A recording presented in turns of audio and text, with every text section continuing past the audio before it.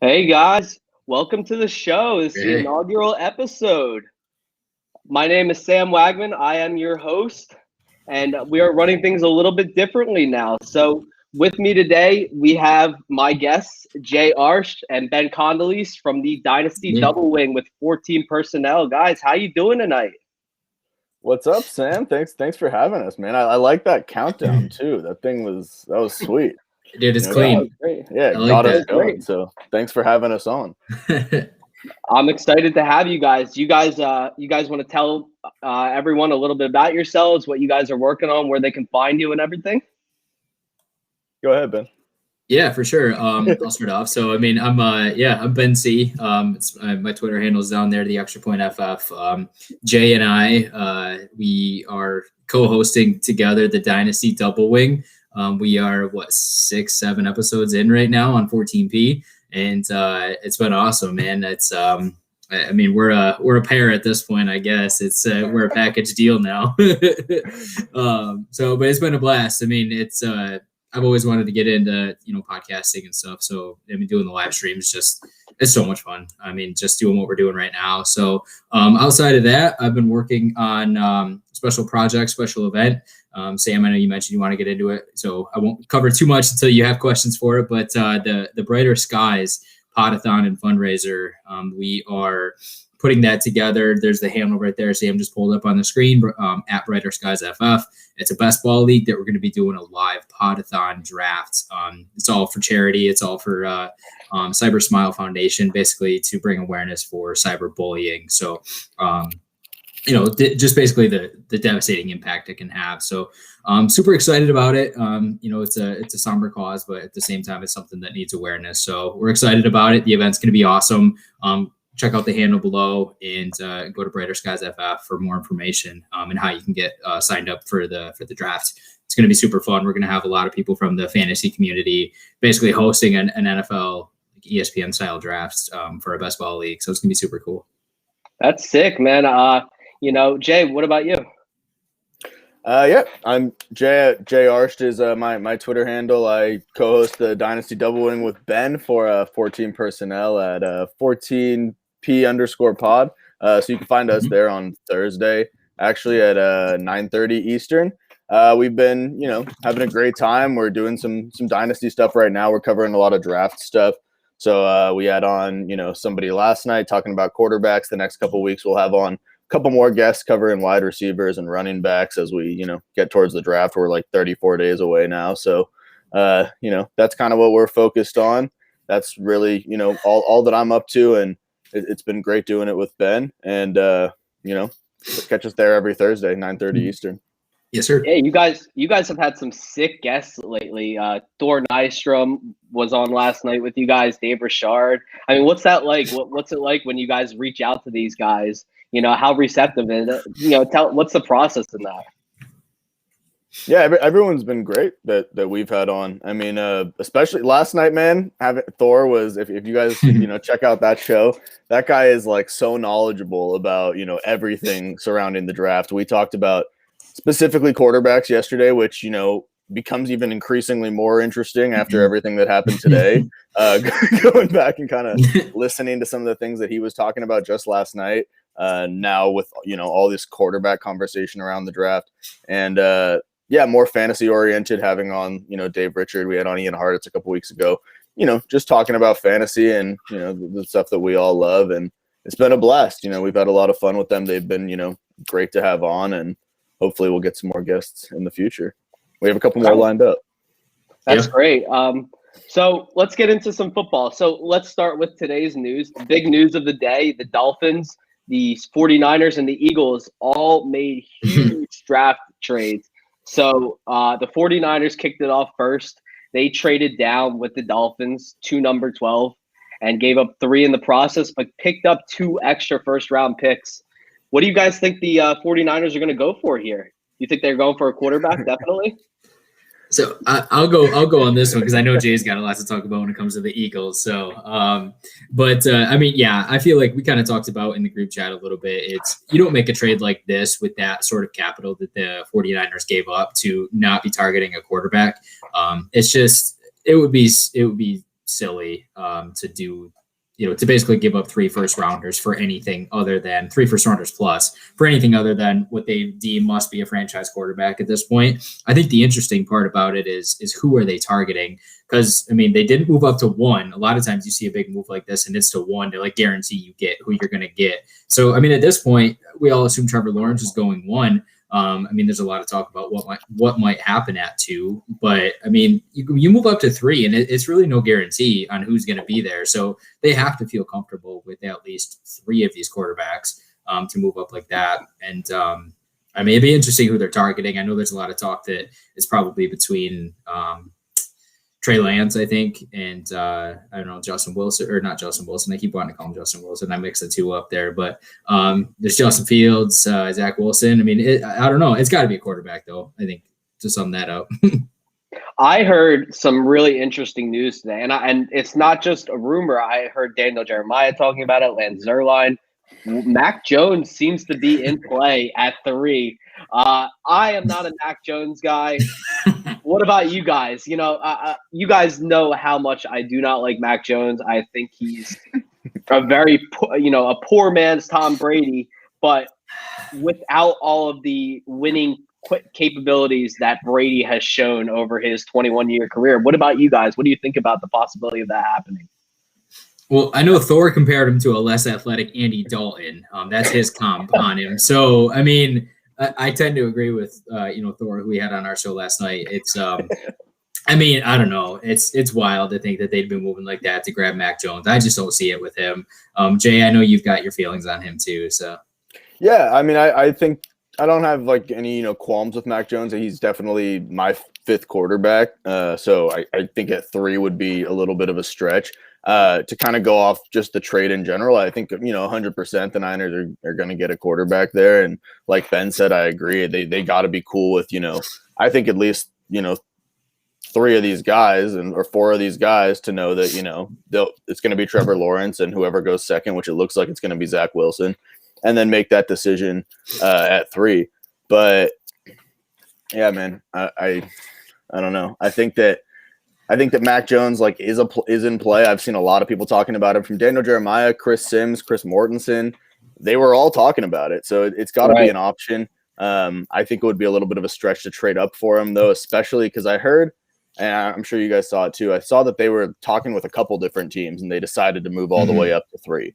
So I feel like if you wanted to get Mac Jones, you might have been able to get him at one of the other picks that you could have moved up to, but we never know what's going on internally. What if Mac Jones is just being talked about a little bit higher than we're thinking?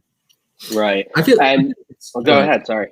I was just gonna say, man, I feel like it's crazy when you already have Jimmy G on your roster, and you move up like that to grab Mac Jones.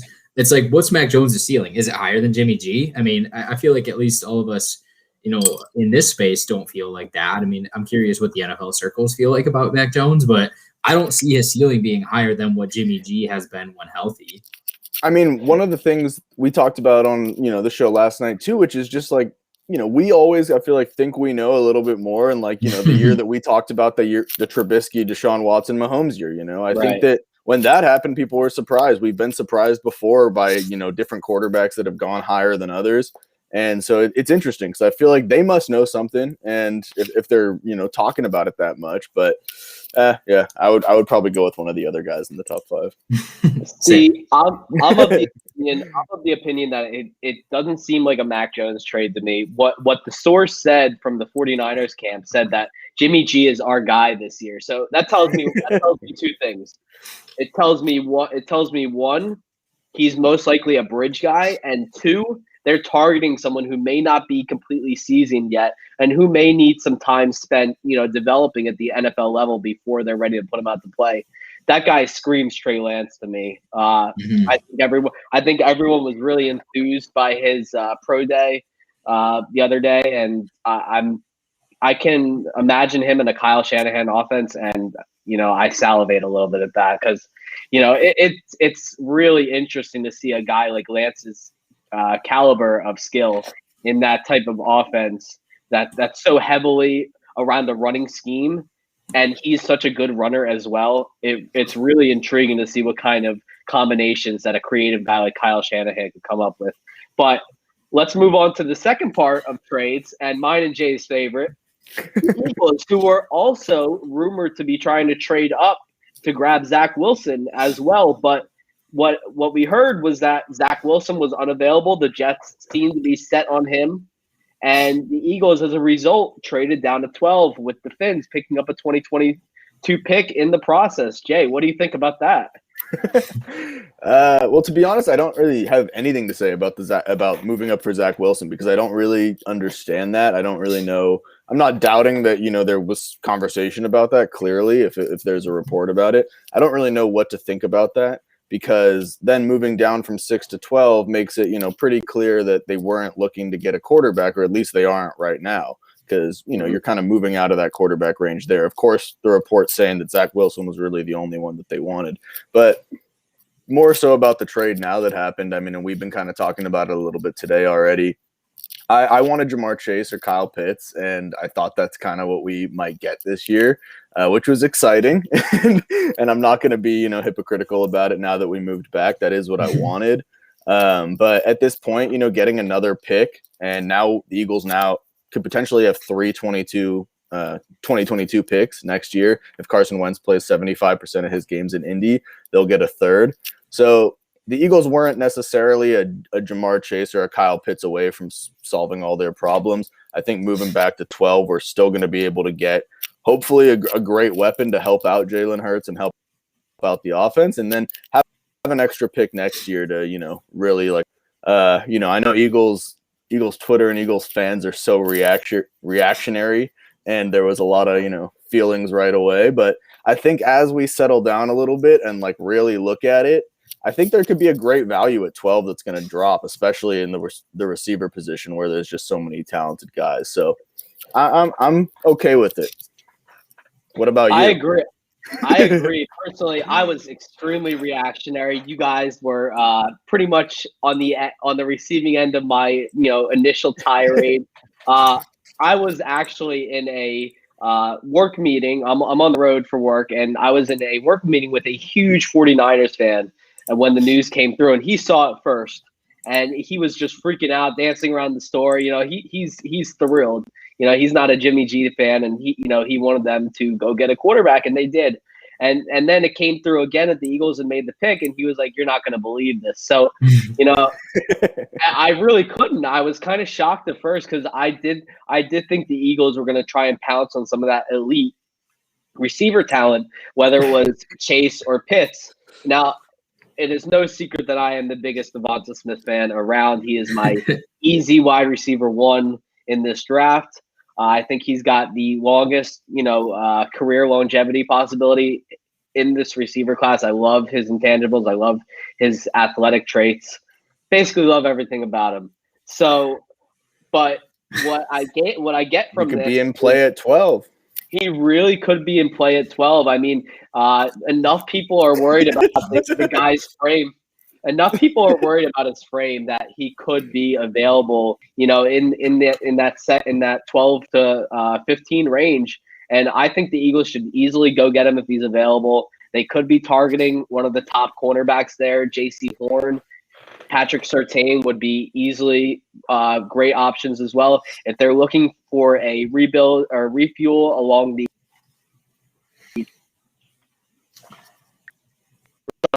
might be there. Elijah Vera Tucker might be there. I think there's a lot of great options there. Someone to fall that the Eagles will covet at 12. This is a very deep draft and top heavy, and there will be no shortage of great options there. So I think this is a win. And to pick up a first rounder next year, like you said, that the Dolphins are not a pure 12-win team yet. They could easily be an 8-8, 9-7 team depending on how Tua plays next year. This could be a nice mid-round pick for us. Yeah. So, go ahead, Ben. I was just gonna say, I mean, the thing that I think is interesting. I know, Sam, like you're a big Smith fan, and I feel like what's almost being dismissed about this whole thing is that Miami, like, why did Miami move back up to 6, right? Like what's Miami's motivation here? And honestly, what I think is that they had a guy who they wanted at 3. I think it's Smith, honestly, to pair back with Tua. And they knew that they could fall back And if they had this plan to move back up with Philly, still gain that additional, 2 first rounders, I think, Right. From the 49ers. And then they can still move back up to 6, essentially guarantee they get their receiver that they want to pair back with Tua. The Bama guys get them back together. And I feel like that's what Miami's motivation is here. Like, otherwise, why does Miami immediately move back up to 6? I don't understand the motivation behind that, unless there was like, they feel like you've got 4 quarterbacks go, then we all probably assume Cincy grabs Penei Sewell, and then you're sitting at 6 now, and you got your choice of playmakers on the board. Yeah, the way I see it and the way I put it in our team chat, the staff chat earlier, was exactly that. I think they have definitely had their eye on someone at 6. And I think behind the scenes, the Dolphins have probably been in contact with the Eagles for some time now, working on this deal. That's the only way it could have been done so quick. But they were searching for a third team to complete the trade. That team obviously turned out to be the 49ers. So it had to be a contingency there. Miami wanted to move down. The Eagles seemed like they wanted to move up. So there might have been some interest there. But once the Eagles got word Zach Wilson wasn't going to be there, Miami had to find the third team. That's where San Fran comes in. So what's interesting to me – sorry, go ahead, Jay. Oh, I was going to say just a funny thing from what Sam was saying as well was when the Niners trade first happened, I was already putting out a tweet that was going to piss off so many people. But it was going to say the Eagles are the biggest winner of this trade because now there's going to be 4 quarterbacks potentially that are going to go off the board, and we're going to get our pick of the litter. And then as I'm doing it, came like that after, saying the Eagles traded. And I was like, so confused. So, yeah, it'll be interesting. I do think, though, we're going to be able to get somebody pretty valuable at 12, and picking up the extra first, I think, is just a win. So it's like, something that's not great for the now, but if you can kind of like look past, right now, the next 30 days, we don't have the higher pick. And the other, thing that I just wanted to say that people are talking about now, too, is, I've saw some people tweeting, well, why'd the Eagles tank that last game then, to get up to 6 instead of being like around 12 anyway? It's like we got a first out of it. Like I'll lose to Washington in week 17 and get a first round pick, 7 days a week and twice on Sundays. Like I don't care if we're going to get another extra pick. Some fans just want to see chaos, honestly. Yeah. So, honestly, what I think is pretty interesting about the whole thing, and kind of to your point, Sam, like saying that they probably had this like background conversation with Philly, is that, mind you, all of this happened on the same day as Zach Wilson's pro day, where reportedly there were a ton of teams there. I mean, a ton of teams have been at a lot of these pro days, but it's hard not to imagine that a lot of teams really got wind of what New York's probably planning to do at 2. Philly reportedly wanted to go up and get Zach Wilson. Maybe Miami heard that conversation, and as soon as they knew that New York really was going to take Wilson, maybe Miami like hammered out this deal and then really like immediately went to Philly. It's like when you're like in a fantasy league and you're having 2 trade conversations at once. It's like, hey, I just locked up this deal. Now let's make ours. Like it's kind of like you almost imagine there's conversations like that going on, in these back rooms at Zach Wilson's pro day, especially like if Philly was going to move up for Zach Wilson and then they knew they couldn't. Miami was like, hey, we just moved back. Now, like we know you probably don't. You're not moving up, so like let's figure something out. It's just interesting, like without ever being in those circles, to just try to imagine what those conversations are like. Dude, if the Eagles traded up and picked Zach Wilson, I've been very calm about all this, and I've been very and I'm happy and fine with the trade. If I got the update today that the Eagles traded up to go pick Zach Wilson, I would have lost my mind. That would have bothered me. And I saw the throw today at the pro day. It was awesome. He's great throwing against no defenses there. Right. But I'm not trading up for him. And no different from his whole college season last year, Mike. I'm not giving up on him or giving up on Jalen Hurts right now and trading up for Zach Wilson. That would have been a confusing move to me for sure. So I had a very interesting conversation with Matt McCoy yesterday. We spent about 2 or 3 hours going back and forth about this on Twitter.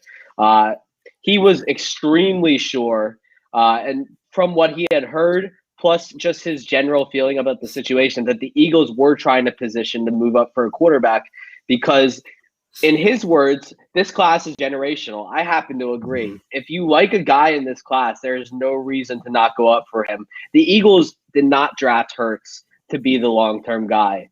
As much as, we like to say, Jalen's ready for this. let the kid cook. I'm let him do what he can indifferent. do. I'm indifferent to him for sure. So we're unsure. So if it was Trevor Lawrence and we had an opportunity to go get Trevor Lawrence, we would be like, oh yeah, go get him, do whatever you need to, right? Yeah. We would trade the farm for Trevor Lawrence. So I would. We're not able to trade the farm for Trevor Lawrence, and the guys right below him are not can't miss prospects. But I do think this is the best quarterback class that we've seen in quite a few years. I can't right now name off the top of my head any quarterback classes that have been better. But recently. Before I know we're probably going to move on to the next topic in a second, but I want to just say for that, like with Jalen, I agree with you. We didn't pick him to be the franchise quarterback, but that doesn't mean that now he can't be. Like we got him in the second round, and I think that he's been I thought at least he was inspiring for where we got him and the situation that he was thrown into. And I'm just not. I think there is a lot of potential with Jalen Hurts, and I'm not ready to like give up on him for one of these guys who, they might be great, and I do agree this class is really strong, but I think he like did enough for me at least, like as an Eagles fan, and I know I'm a little in the minority of this, but I think he deserves another shot. So that would have been weird. I think he deserves a shot to lead his own team, but I could have understood, and I really did change my thinking about this yesterday. I was totally with you, before yesterday, but Matt really spoke it into words that, this is a quarterback-driven league, and you need to go up and get your guy if you have the opportunity to. So I could have understood it. Would it been well received? Absolutely not. Was it the right move? It might not have been. And would Howie have done it? Probably if he had the chance, because the guy just loves chaos. Howie's the guy in the gift. It's true. The new cocaine gift. That's Howie. Yeah, 100%. Howie saw the trade update and then was like, go ahead.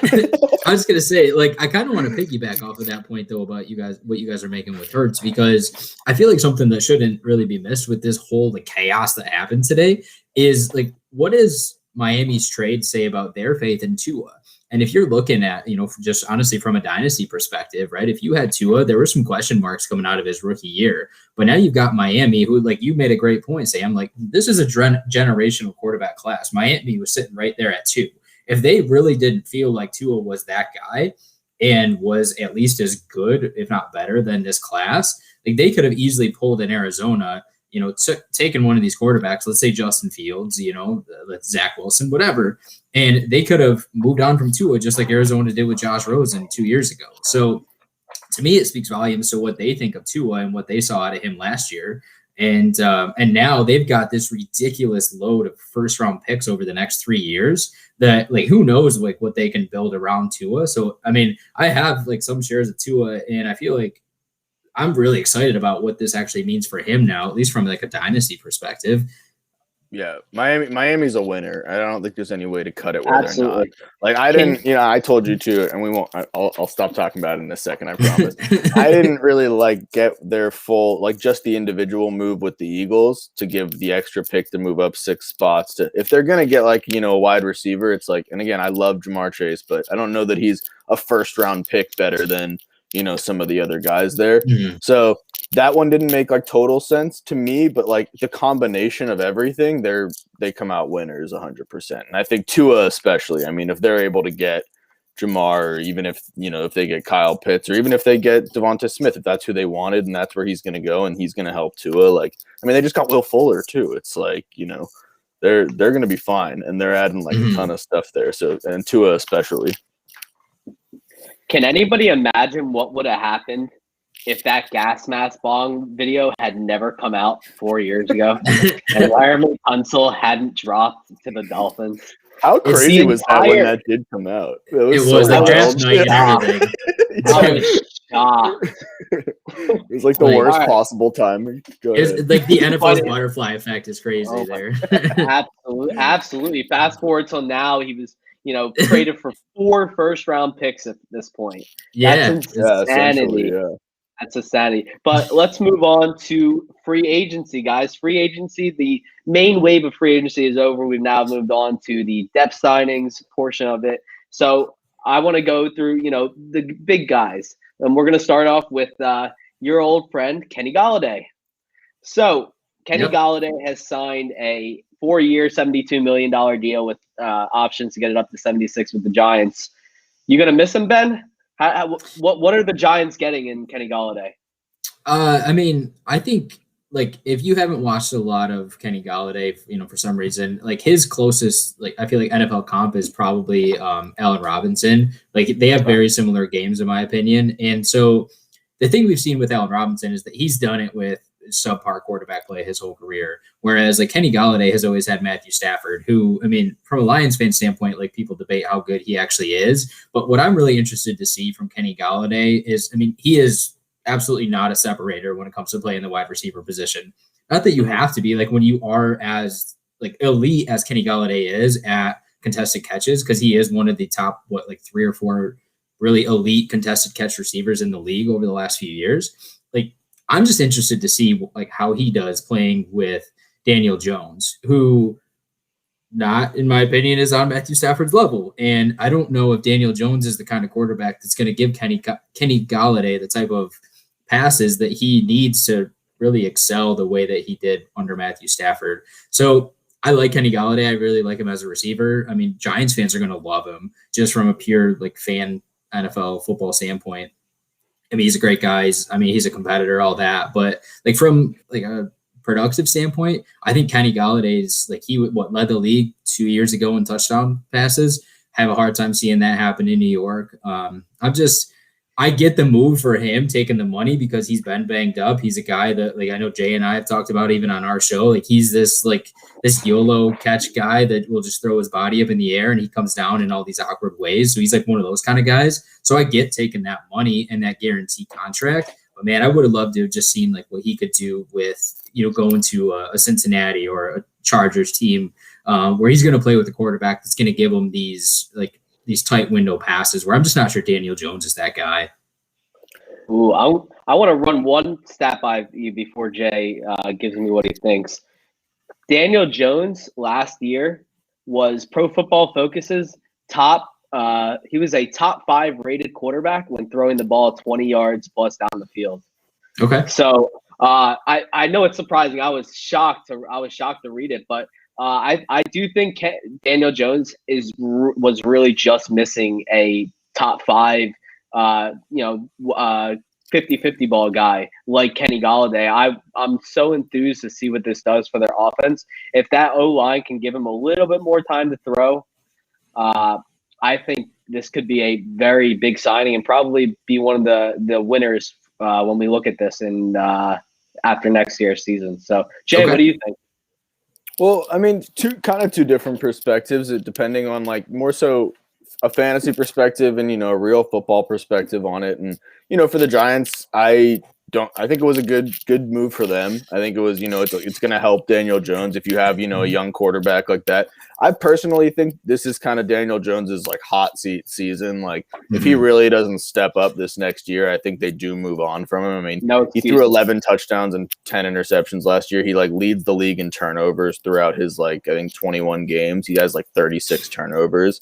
He has a big fumbling issue as well. So I think that this is, a crucial year for him. So getting a guy like Kenny Golladay and signing him like they did helps, Daniel Jones in this season, as well as, if Daniel Jones doesn't work out, at least you do have Kenny Golladay. I actually think this is a good move for Darius Slayton's future too.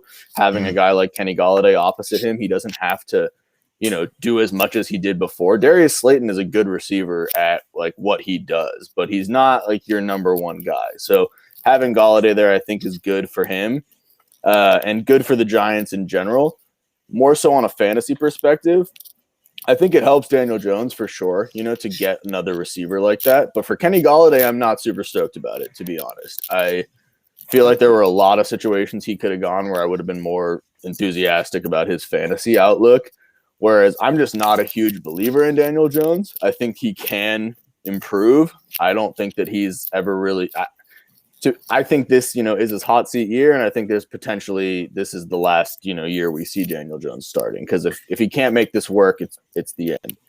And I don't know that I love it for Kenny Golladay. I think there were like better places he could have gone. I don't like I don't know. I'm not as high on him as like Ben said, kind of with like having Matt Stafford, I think is a different kind of thing than having Daniel Jones. And yeah, I don't love it for fantasy. I like it for the Giants moving forward, I guess. Yeah. So hard to turn down that kind of money too. Yeah, I don't blame him. I do actually like, so kind of to your point, Sam, I like what it does for the rest of that offense, though. Like it's one of those signings that happened that I think has kind of gone under the radar too, is that, I mean, New York had a lot of these, short midfield type receivers with Sterling Shepard and Golden Tate. And I mean, Darius Slayton, Evan Ingram. I mean, even Saquon Barkley, like they had all these guys that just occupy, to your point, like that first maybe 15 to 20 yards of the field from the line of scrimmage, where they didn't have that field stretcher. And Kenny Golladay is, I mean, he's really one of the better deep ball receivers in the league. So to have a guy like that you can really open up your offense, I feel like it opens up those opportunities for guys like Saquon Barkley. I mean, he's going to have a lot more space to operate in the middle of the field, like like a deep sleeper Sterling Shepard. I actually kind of like what it may do for a guy like that. Golden Tate's gone now too, so like there's some of these like secondary guys on that offense that I think actually get a bump because of Kenny Golladay.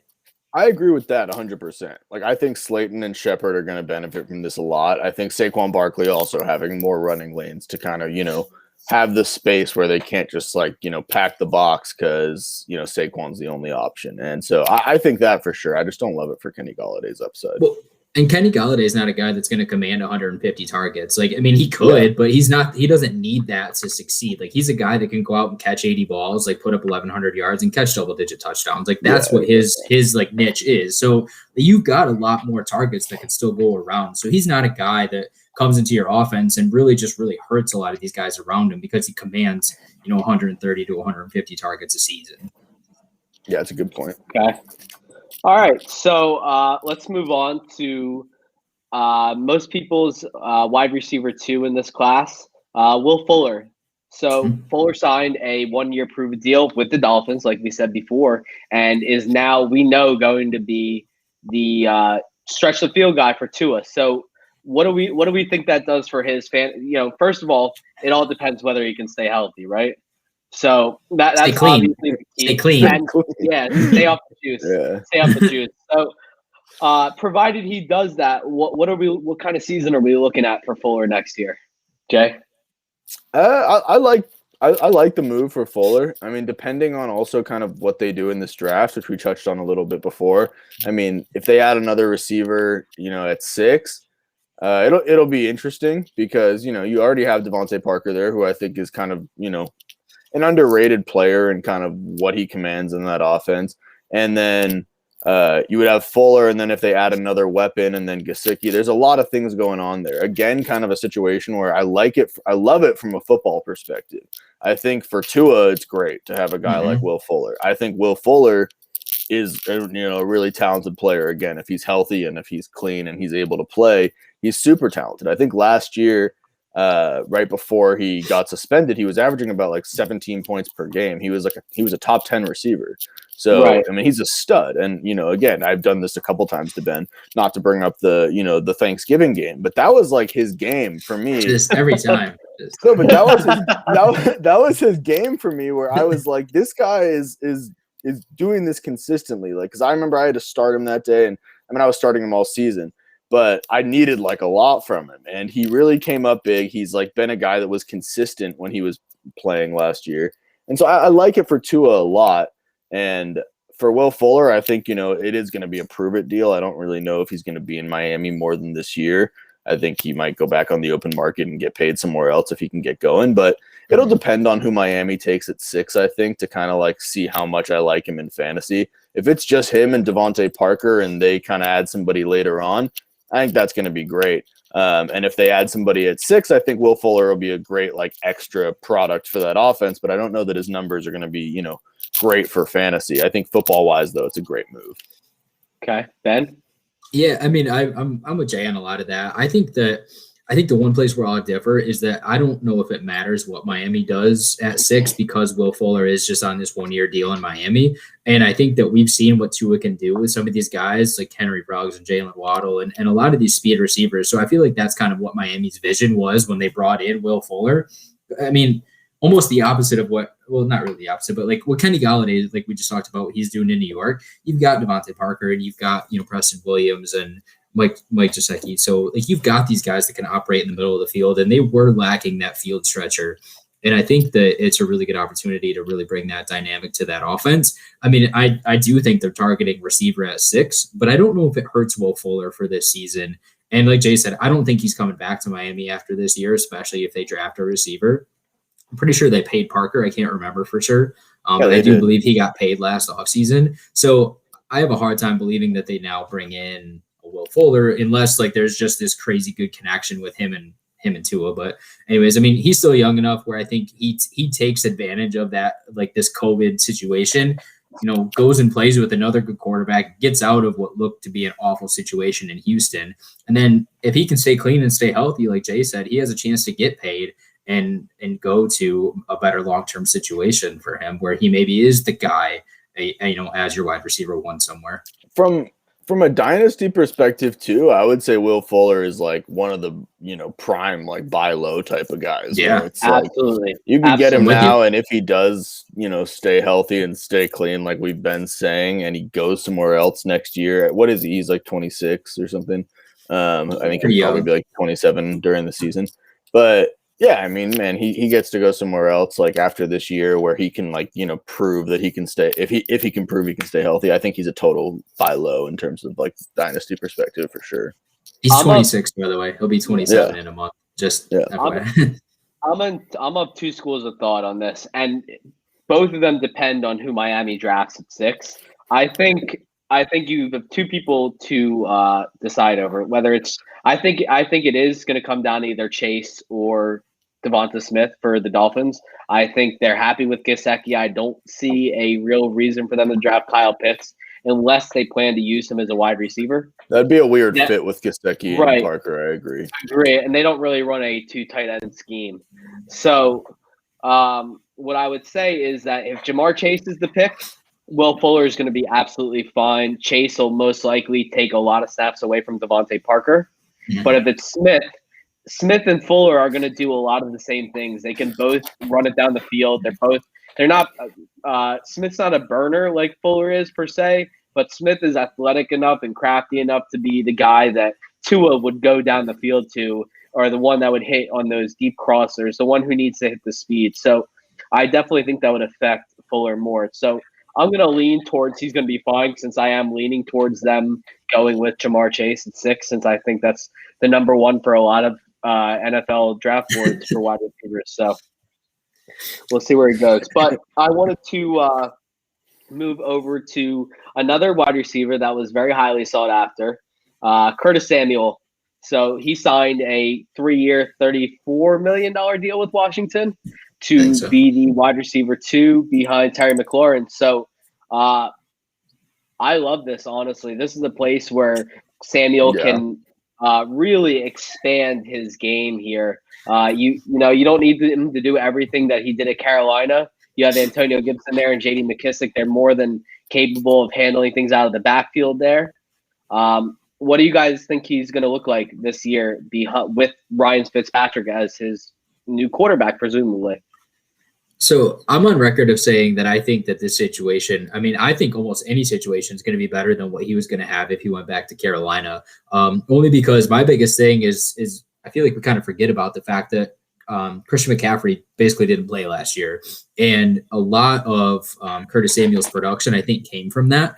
And like you look at Curtis Samuel's catch percentage last year, and it skyrocketed because he was getting a lot of those targets that typically would have went to Christian McCaffrey. Like I think he was normally like around a career like 50-55% guy, but last year he was upwards of almost 80% like catch percentage. And it's just, that shows you the type of like high volume, or not high volume, but high percentage catches he was getting. So you put him in this situation where, they have J.D. McKissic, but let's be real, like Curtis Samuel's a lot better for whatever role they want to use J.D. McKissic in.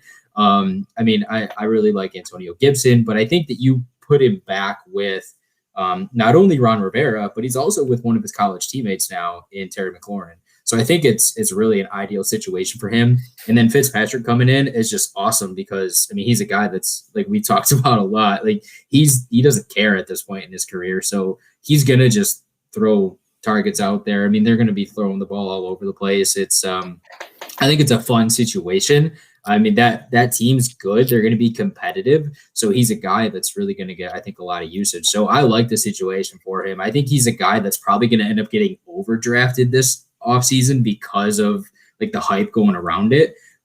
So if he's going as like a high wide receiver too, I think he's getting drafted at his ceiling, and I'm probably not going to touch him because I'm a little bit nervous. Like as much as I probably want him on my teams, but if you can still get him as your wide receiver 3, that's a guy that, I mean, I'm smashing at that all day.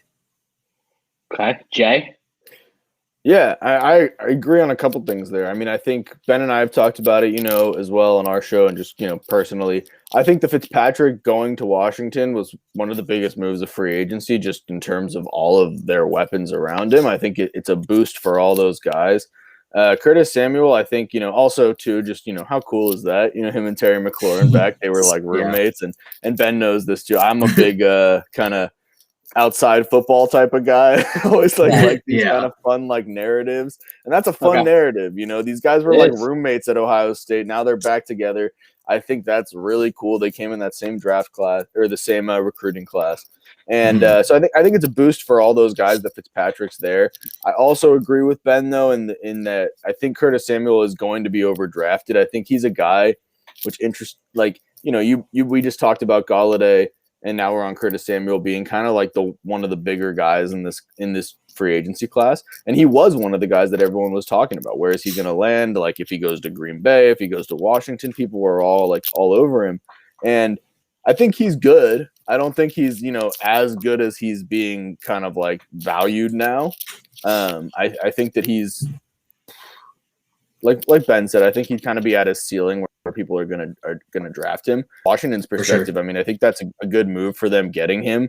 I think having Fitzpatrick there definitely like raises what his ceiling could be, and I like the move overall for him and Washington, generally speaking. But I think he's a wide receiver 3 probably. I think that Terry McLaurin with Fitzpatrick, I think is going to be something pretty cool because I think he's such a talented guy, and I think Fitzpatrick's going to just funnel him with whatever he needs.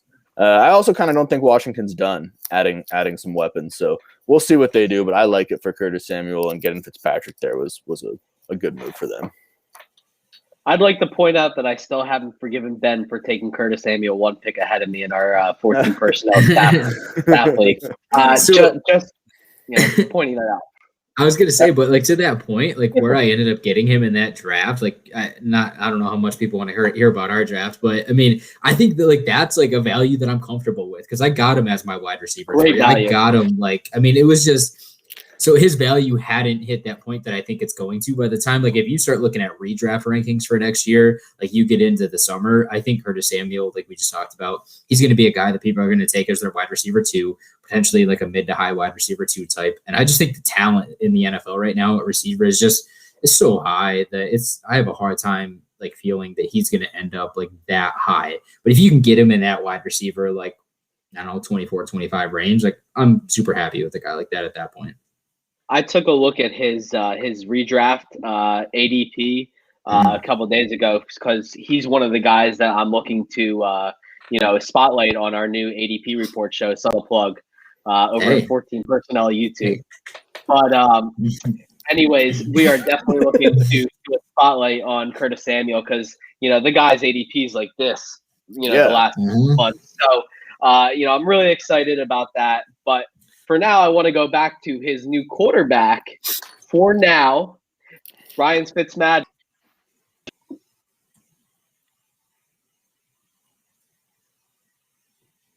Did we lose him? Uh-oh. We lost our host. All right. Well, hey, let's start talking about Ryan Fitzpatrick. I don't know. Can you hear us, Sam? Are you there? Yeah, we lost you for a minute. Are you there? Oh, he's here. Let's go. Like I was saying before I cut out, Ryan Fitzmagic does not care. He's going to go sling the ball. He's going to be that gunslinger that we all love. And I think he's going to go up there. If they let him have a 16-game season by any chance, he'll have a hell of a year. I have no doubt he's a honestly a mid to high QB2 if they let him have the whole season. But what do you guys think? You guys, they're obviously going to draft a quarterback, right? How high are they going to draft one though? That's the question. What do you think, Ben?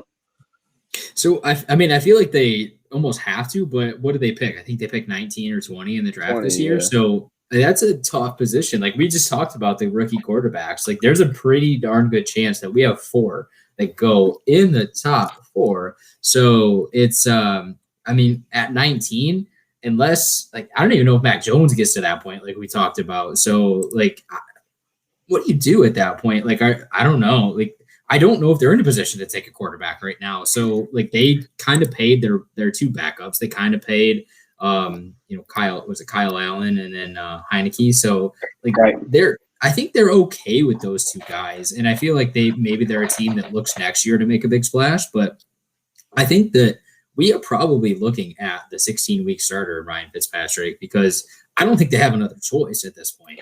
And they're a team that they made the playoffs last year. They won the division, if I remember correctly. The NFC Beast. So, yeah. Not an achievement. Yes. Not okay, yeah, you guys handed them the division last year. So like it's the NFC Beast. We all beat up each other. You wouldn't understand. Yes. So they have a great defense. They won the division last year. Ryan Fitzpatrick's a very capable quarterback. So I think we see him start all 16, especially if that's a team that's competing. So I'm excited about him, like as just a pure redraft guy. And like you said, Sam, like he's probably at worst a high-end QB2 with the weapons that they have. Like he has a chance to sneak into the top 12 to top 10 quarterbacks this year. I agree, and I think this was a plan. Like I don't think this was just kind of at random. I think they gave Heineke the contract to they rewarded him for what he did at the end of the season. They gave him a 2-year deal, and I think it was a perfect like backup deal for him. And then knew that they were going to come out and get a guy like Fitzmagic. And I think that they saw last year, not only did they just win the division, and it was, a historically bad division last year, but they were a good team, like to an extent, and they were a little bit away.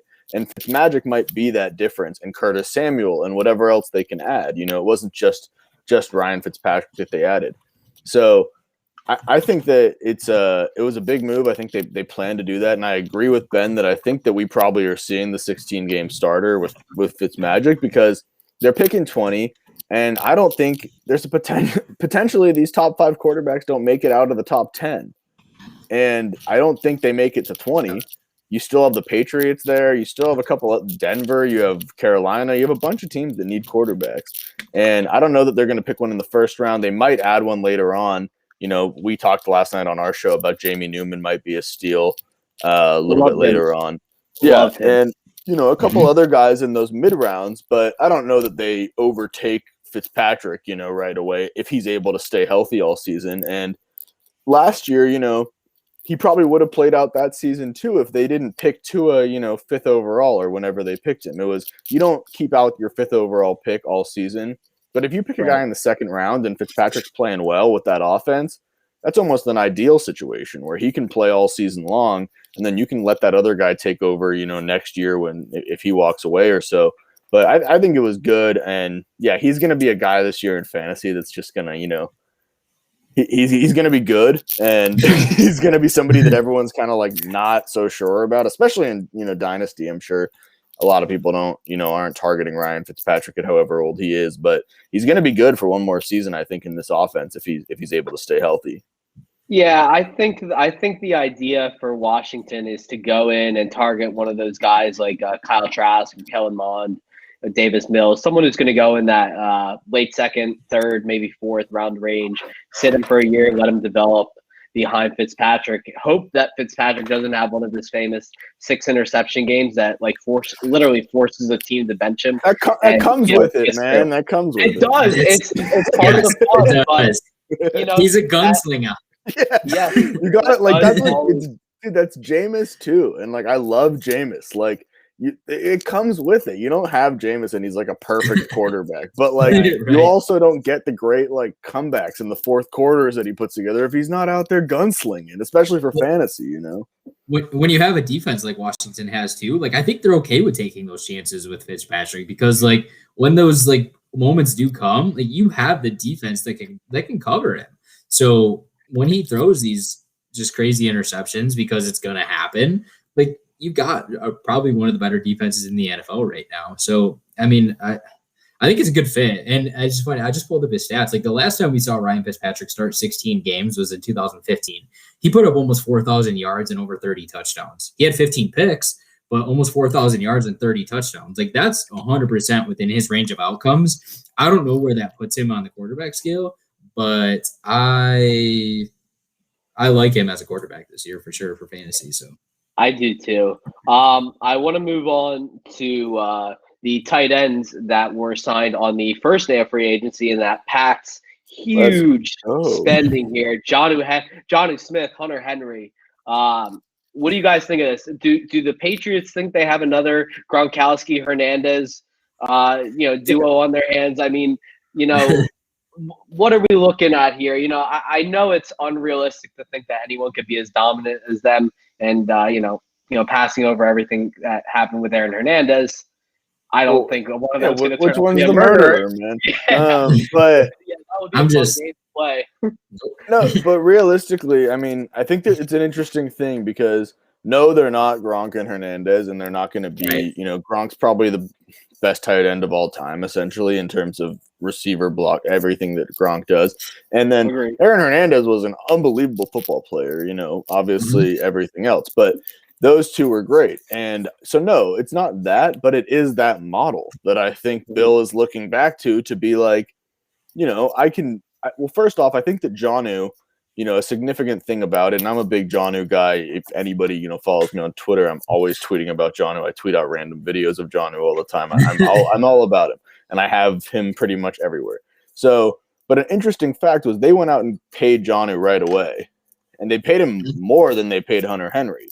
And I think that they're both going to be used, but I think that this was something where they wanted Jonnu, and then I think the Hunter Henry market was maybe not as they thought it was going to be, and they were like, okay, we'll go grab Hunter Henry too. We've done this before. We've used two tight ends. Cam Newton, I don't think necessarily. I'm actually not so out on him as I think the general public is. I kind of believed the COVID thing, and that maybe that had an impact on him, and they had no weapons around him. Whereas Jonnu is a great guy to get to be, for Cam Newton to throw, short passes and Jonnu to kind of do the rest and just get open in short area and be able to get yards after the catch. He's great for that. And then Hunter Henry too, just another big target where Hunter Henry's kind of an underrated player. So I liked both of them. I do think that the Patriots are still going to add another wide receiver, at least in the draft somewhere. And Aguilar and Kendrick Bourne are kind of going to be, secondary and additional receivers to whoever else they have. But I dig kind of going back to the double tight end thing for Bill. He clearly was I don't think he's expecting Gronk and Hernandez out of it, but I think he knows, and him and McDaniels know they've done this before. So it's not something that's, foreign to them. Ben? Yeah, I mean, I pretty much agree with Jay on most of it. Really, he hit the great point that I think is that they clearly went out and targeted Jonnu. That was their guy in this free agent class. And I think what he said too, and I think what we've seen develop with the wide receiver class this year is that guys really kind of sat and waited, and contracts I don't think were quite what we were expecting. Kenny Golladay got paid, but I mean, it took what seemed like several days of negotiation with New York. So I think that Bill Belichick probably sat back and said, okay, these guys, Kenny Galladay's out here asking for almost $20 million, all the question marks out there. And I think, like Jay said, he saw the opportunity to maybe go out and pay Hunter Henry less than a top receiver and still get what he probably views as a guy that contribute to his offense. And he knows how to use that style of offense because he's clearly done it before. The guy basically invented that two tight end scheme, I feel like. And so I certainly would rather have Jonnu when it comes to a fantasy standpoint. I don't think Hunter Henry's going to see it's not going to be a high volume offense by any means. And I don't know what Hunter Henry is. I don't even think I'm going to look at him. I feel like there's other values in the Hunter Henry range when we see probably what their ADPs are probably going to equal out to. I think he's going to be in that I'm a Hayden Hurst guy. I like Hayden Hurst. I think he's a buy low right now. So I think he's in that range. I think he's in the range of like maybe not, I don't know, Austin Hooper, like maybe like somewhere in that. So anyways, like I want some of these guys that we know they're the tight end one on their team. And so that's kind of where I'm looking. And so, yeah, like Jonnu, I think, like I love Jonnu. I like what Bill Belichick's probably going to do with Jonnu. Clearly he valued him. He's talked about him in the past. So that's a guy he wanted. So that's a guy I want, because when Bill Belichick wants you, like there's a pretty good chance you're going to be valued in that offense. I agree. Sorry, go ahead, Jay. Oh, no, I was just going to say, significantly for fantasy, I like Jonnu much more than I do Hunter Henry. And I do think the money and the contract and how it was done kind of makes that clear, as well as I'm a huge believer in Jonnu's talent. I'm a sucker for it. And I think it is going to be more about him fantasy-wise. But, yeah, for both of them, I think it was positive. Jonnu has been one of my favorite guys in the tight end realm as well for a while. I love the way he moves. Oh, excuse me. I love his versatility. He can really do anything. And if you listen to Bill talk about him when he announced the signing, it was really a couple things he said. He really stands out as a runner to him. He can block. He can really do everything. So he's your unicorn tight end there. And there's not really an athlete like him at the position right now, and I think that he's going to work really well in this system. I think it's going to work well if there's another quarterback who's a little more better at throwing the football, can get the ball to him, in space in the middle of the field. Because we've seen John run past people. Like I said, he's your unicorn tight end. He's speedy. He's not running some 4.7, 4.8 speed here. This guy is running 4.4 speed. So he takes handoffs, man. He exactly. goes back and takes handoffs and reverses, and yeah. So I wanted to move on to one of my lately favorite topics to talk about, and a miserable one for some friends of the show. It's all of our favorite topic. It really is. The Bears and their QB issue, guys. Well, Andy Dalton. What happened to the Bears? QB1. QB1. QB1. Well, speaking about Washington, not being able to get their quarterback in the draft, the Bears are picking right before him. Or they're right next to each other, Washington and Chicago. I might be mixing up 19 and 20. But they're picking right next to each other. And I think this is QB1, man. I think AD is QB1. And I saw, little plug to, I listen to Pardon My Take all the time over at Barstool and Big Cat. And he's a big Bears fan. He's so upset that they got Andy Dalton, and they're trying to make him feel better about it by calling him AD. So AD over there, Andy Dalton, I think is going to be QB1. I don't know that they're going to be able to draft another one there. And to be honest, and we'll go to a fantasy perspective of this is, the only Bears, fantasy really like top end, Allen Robinson, and he's done it with everyone. So Cole Kmet too. Yeah, Cole Kmet potentially too, and the running backs, but more so like the top end guys. Allen Robinson, I just don't think this really makes a difference for him. I think Andy Dalton's going to be able to funnel targets to Allen Robinson, get him 150 targets, and it might be the best quarterback Allen Robinson's ever played with, to be honest. So that'll be interesting. But I think Andy Dalton is QB1 for this year, and maybe they'll get again another one for Jamie Newman or somebody else that'll maybe go in the second or third round that they feel good about. But I think Andy Dalton's going to start the season for him, and it's interesting, man. It's interesting. Oh, Justin's in here. Justin, welcome. Beautiful. Justin, I think thoughts on QB1. Just kidding. I think it'll be interesting for sure with the Dalton signing, but I don't really care about it for Allen Robinson. So from the fantasy side, I mean, all jokes aside, right? Like he is their best quarterback, like that they've had recently. I mean, and he's Allen Robinson's best quarterback that he's literally ever played with. And I think that like we joke about both situations, right? Like Allen Robinson has just had awful luck, awful whatever when it comes to quarterbacks. And the Bears have had awful luck when it comes to quarterbacks. So like as Andy Dalton is their best like quarterback that they've had. Andy Dalton is the best quarterback that Allen Robinson has had. And Andy, like So like the one thing that I haven't seen a lot of is like, what did Andy Dalton do for AJ Green? Like AJ Green's prime, like was all spent with Andy Dalton, and AJ Green was a beast with Andy Dalton at quarterback. I mean, we're talking 5 to 7 years ago, but at the same time, like Andy Dalton's still 37, 38 years old. Like he's a capable guy. Right? Is he that old? I mean, maybe I'm aging Andy Dalton more. I'm gonna Like, check right now. I don't think so. I don't think he's that old. I don't think so. Keep going. Go off. Yeah, King. I'll tell you I'll keep going. Like, pull it up because I'm curious. He's 33. He's 33. 33. Okay, I've aged him. So you aged him 5 years. A little bit. His red hair 38. His red hair is gray.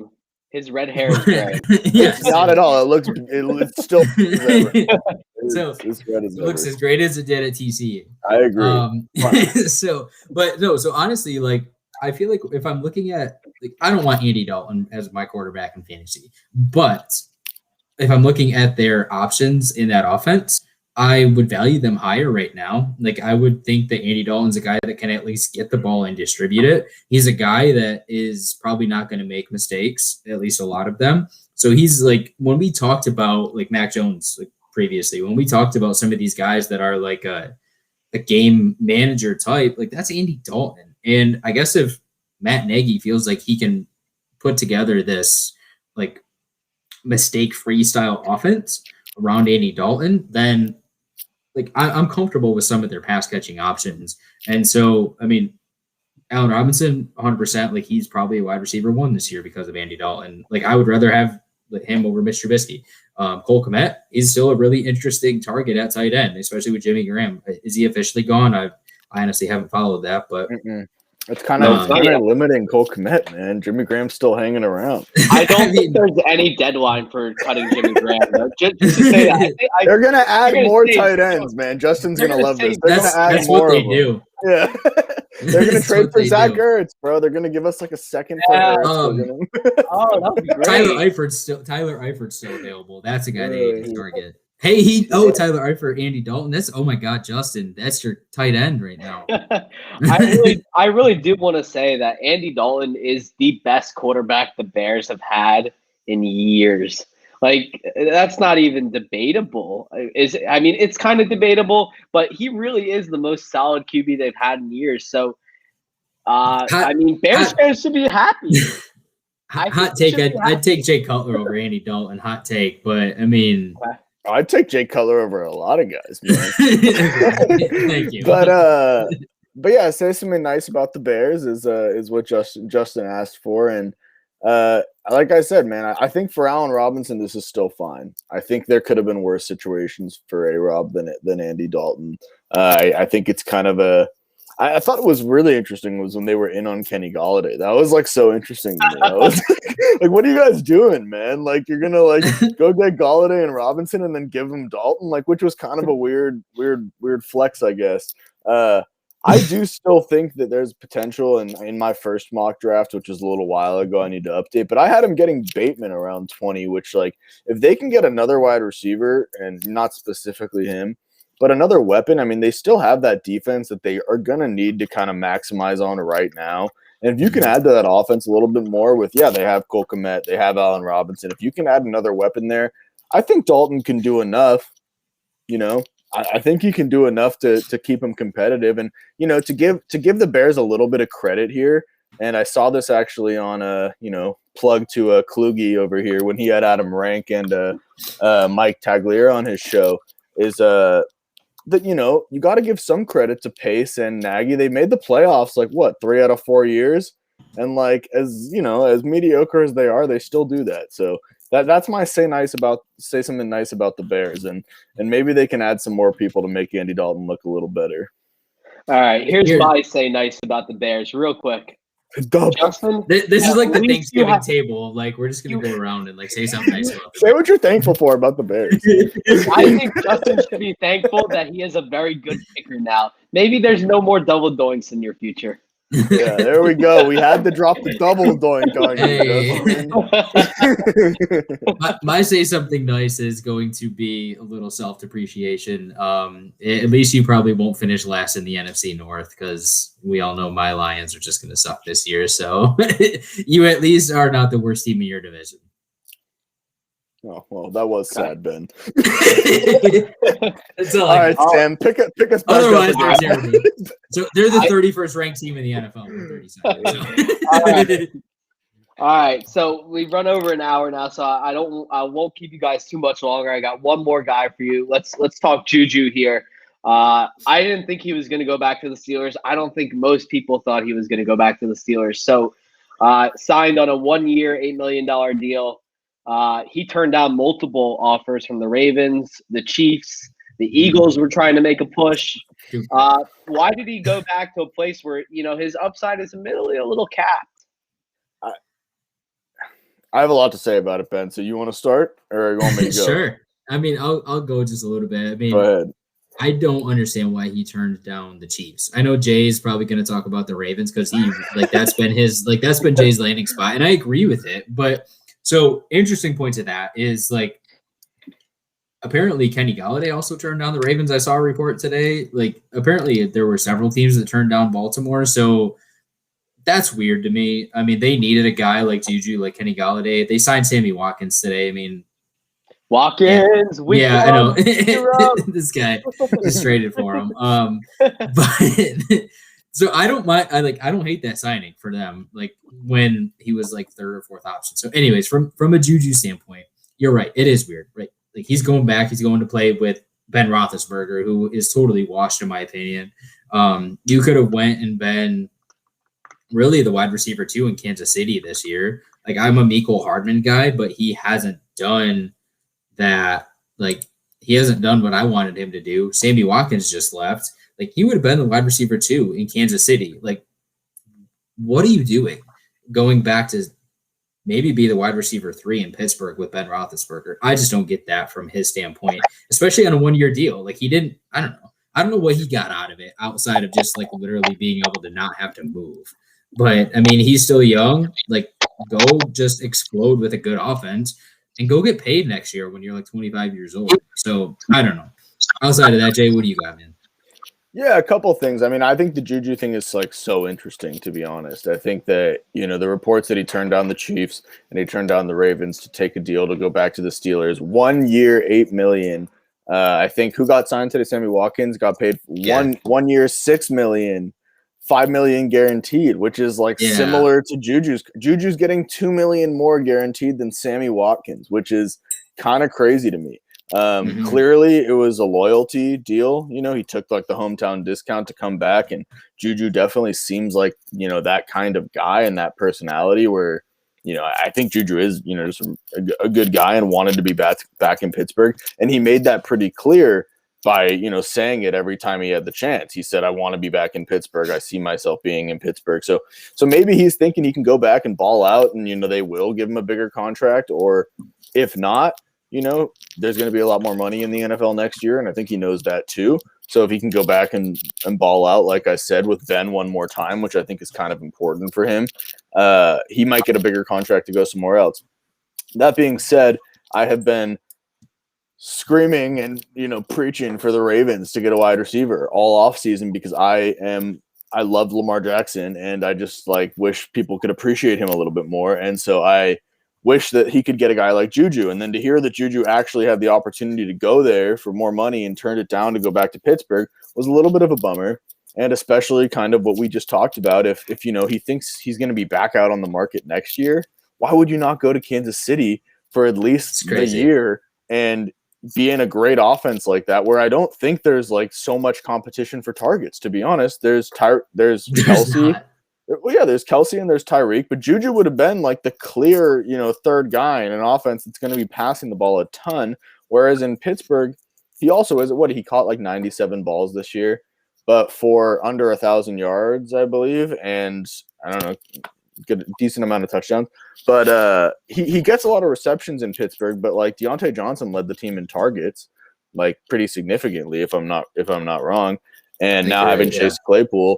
So clearly it was a hometown discount. I want to be in Pittsburgh deal, but man, I wish he went to Baltimore, especially after them signing Sammy Watkins for, $2 million less in guaranteed money. I really wish he went there, but it'll be interesting. And for fantasy, I also kind of feel like Juju might be another buy low type of guy.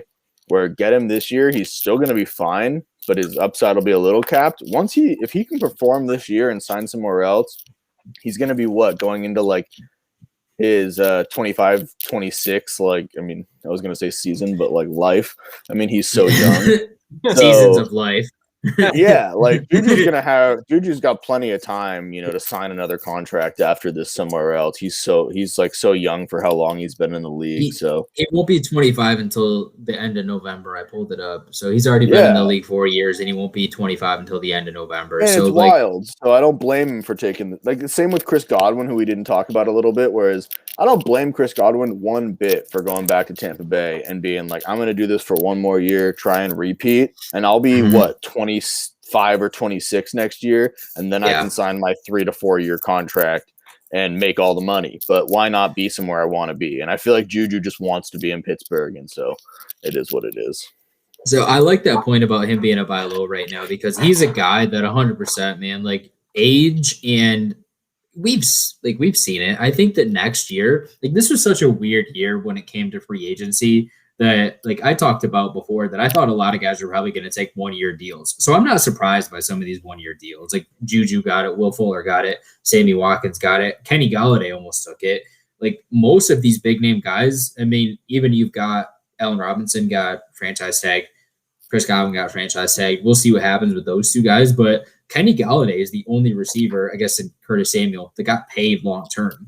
So, right. Like everybody else really kind of had to take these 1 year deals, because like we've seen some of the reports, the NFL like has this mega long-term TV deal that just, I don't know when it takes effect, but like the salary cap is just going to just jump like crazy over these next couple of years. So a guy like Juju, there's no reason why he's not going to get paid next offseason.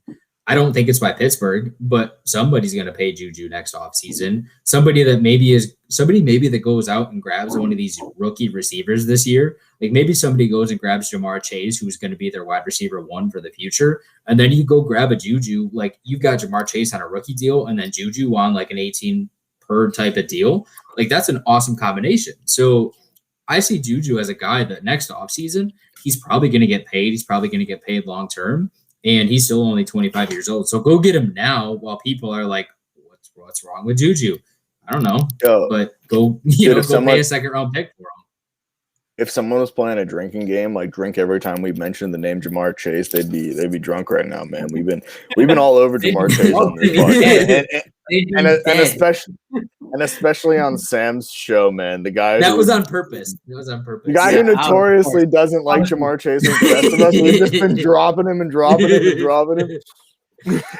I actually have a prediction about Juju that I think Ben will really like. I actually think that the Lions could be a very, big sleeper team to do exactly just that. Grab one of the 2 big wide receivers and sign, a premier guy like Juju next offseason. Whether Goff is or isn't the guy, I mean, who knows with Jared Goff now, but that would be a great kickstart back to their offense.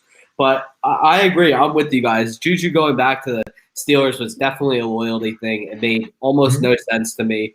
Juju has to he was very young when he came into the NFL. He was 19 years old. Remember, he couldn't even drive a car. He was, riding a bike, to and from practice. That's great. So, yeah, Juju's bike. Remember the Twitter? Juju's cool, man. Juju's cool. Juju's great. Yeah. Can we get him on the show? Jay. This is the Dynasty Double Wing conversation. I'll call Juju. Ben, I'm gonna use my connects. I'll get us to Juju. But, I think I'm from LA, man. We'll get Juju. It's not going to take much for him to outplay that contract this year. I think he's a bargain for $8 million a year. But go ahead. I would say the one thing that I've talked about with Juju too is like, look how he ended last year. Like that playoff game against was it Cleveland? I think. Yes. He had 13 catches for 150 yards and a touchdown in garbage time.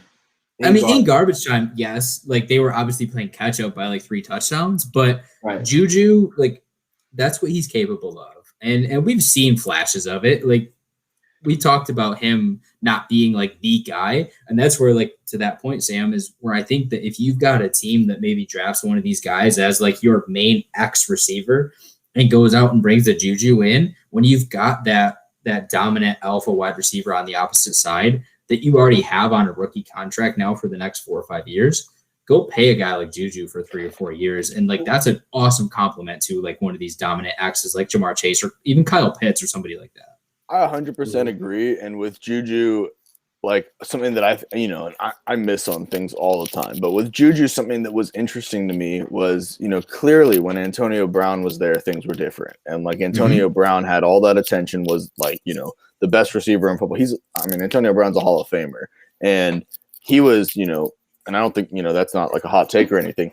He was unbelievable. And Juju was able to kind of work within that and be able to produce. And he put up 1,400 yards. And then after that, it was almost like Juju was probably at that time for a short period of time was like almost the dynasty, top wide receiver. He's like, you said, he came in the league so young, came up and started producing so young. But the difference between, having Antonio Brown and Antonio Brown being gone and Juju having to do all these different things, had an impact on him. And so I think that's a great point. If he can, sign, which is, why the Chiefs thing doesn't make like any sense to me. Agree, 100%. If he went to the Chiefs, and was able to just eat up especially all with Watkins leaving.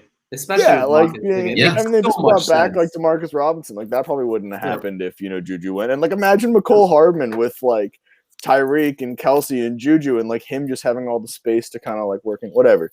I could go too far deep into that. But yeah, man. I mean, I think Juju, if he's able to kind of like recoup this year in Pittsburgh, which I think is almost something where we're talking about the value of him. Maybe Juju felt like that was the kind of place where he can be comfortable enough to get back on track and to, get his big contract after this year. So I think it was an interesting move, but at the same time, I wish he went somewhere else, but for him, it is what it is. I think he's in a situation where he's comfortable for sure. Well, real quick to Jay's point, like how Jay likes the bigger than football stuff. Like, I think that this is one of those situations that 100% is bigger than football because like we've seen what the last, 14 months of like real life has been like for all of us.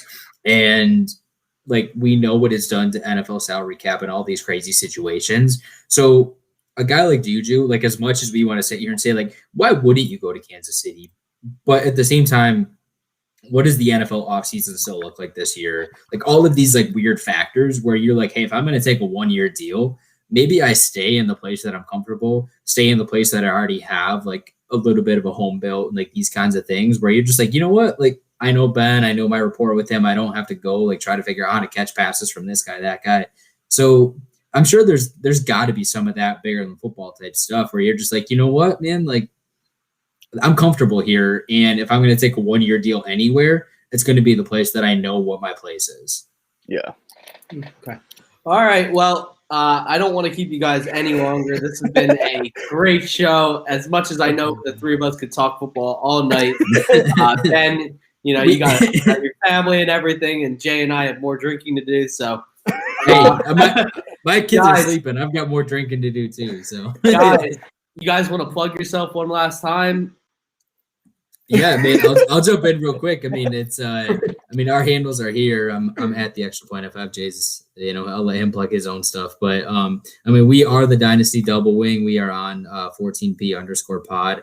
And we're on every Thursday at typically 9:30 Eastern time. So we've got an awesome, Jay mentioned at the beginning of the show, we've really got an awesome schedule coming up. We started last night with Thor from NBC, and then we're really kind of taking like what we hope to be kind of a scouting perspective really at like the upcoming rookie class versus just like pure, like, where do you value these guys from Dynasty? So, I mean, we're educating ourselves, but at the same time, just kind of looking to just have some awesome, just pure football conversations kind of over the next month. So, follow us, follow at 14P_pod, and you'll catch us every Thursday. Okay. Yeah, and a little bit about what Ben said, man. I mean, you can find me at my handle right there. You can find us at 14 Personnel. Shout out Justin and Marco, man. Giving us a little bit of a platform in an area to have our show. No matter how much we bash the Bears. Yeah, man, it's awesome. And that's actually what I love. That's actually what I love about it. And we were going to talk about it a little bit at the beginning, but yeah, man, 14 Personnel has been real cool. Everybody on that team there is doing some cool stuff. We're all having fun doing it, and Ben and I doing our show every Thursday, 9:30 Eastern time has been a blast. And leading up to this draft, especially, check out our show from last night with Thor. And then every, Thursday leading up to the draft, we're going to be covering running backs, wide receivers. We're going to be doing a final mock draft before. It's really going to be kind of a cool thing leading up to the NFL draft. So, check us out at 14 Personnel or at either of our handles, and you'll catch all of our stuff. Well, and if you already follow Sam, also, this was a blast, man. This was a lot of fun. You're absolutely right. I could sit here and talk with you guys about all this stuff for we were just saying in the chat. I was like, bro, I want to keep talking about football. I could stay here for hours more talking about this. So this was a blast. Absolutely. Thanks for having us on. Sure. I appreciate you guys so much. Thank you so much for doing this. If you follow Jay and I, follow Sam and follow his show, man. It's this was a blast. So it's good. I can't wait to keep watching. What you've got coming up, Sam. So this is cool. All right. Guys, thank you all for watching the first episode of the show. We'll see you later.